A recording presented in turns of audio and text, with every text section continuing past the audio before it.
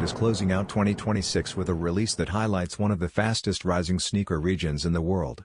Expected around December 2026, the Air Jordan 3 Middle East is already gaining attention among collectors. Early previews point to a premium white leather upper, paired with a rich purple-inspired tone on the heel and midsole details, giving the classic silhouette a refined and modern look. One of the most talked about elements is the return of Nike Air branding on the heel, a detail long appreciated by longtime fans of the model.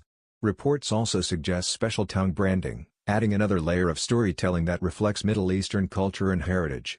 While these early images are still considered mock-ups, the concept alone has generated strong buzz across the sneaker community.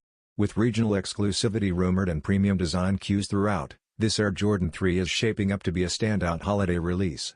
More confirmed details and official images are expected closer to launch.